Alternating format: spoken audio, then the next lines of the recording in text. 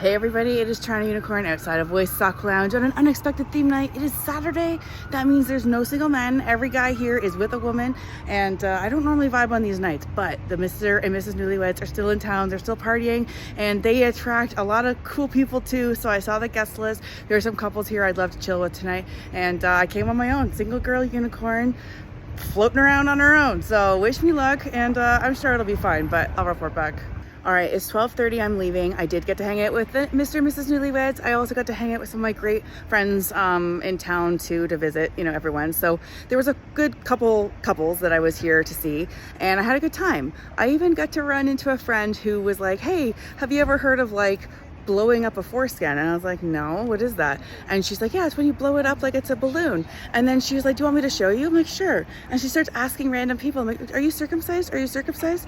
And sure enough, some guy let her do it. I asked if I could watch. I saw her blow into his foreskin and blow it up like a balloon. So it was pretty cool. I also had a bit of a weird experience as a single girl. I found myself a seat on a bench to watch an impact scene my friends were having. And I know that there's not a lot of space to have sex when I'm busy Saturday night, but I've never felt more like a third wheel than when I felt someone's back pushed up against me on the bench that I was sitting on because they decided to take over the bench to use it for sex.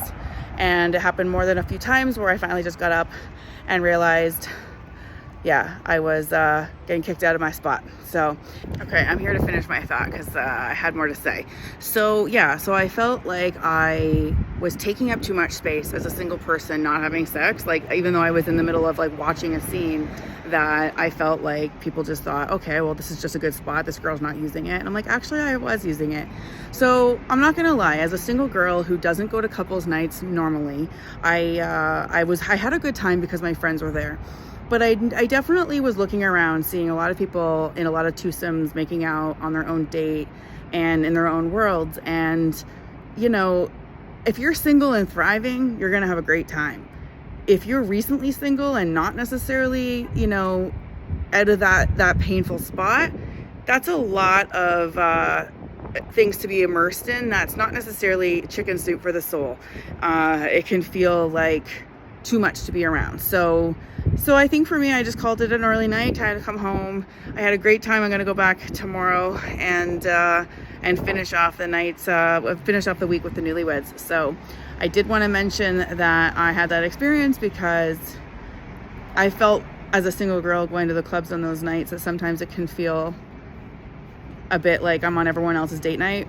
And tonight when I felt pushed off of a bench, essentially, because I guess I wasn't using it because I was sitting there not fucking someone, I just didn't feel very good about it. So anyways, sometimes you just got to make the most of the night you had, and I did have a great time talking to a lot of friends, so it was totally worthwhile going. I also saw some burlesque performances. There was a couple different people who were doing really sexy schoolgirl stuff because it was a school teacher theme night, so it was wonderful, and especially just getting out to hang out and watch the show with Mr. and Mrs. Nudes was pretty cool. All right, until next time.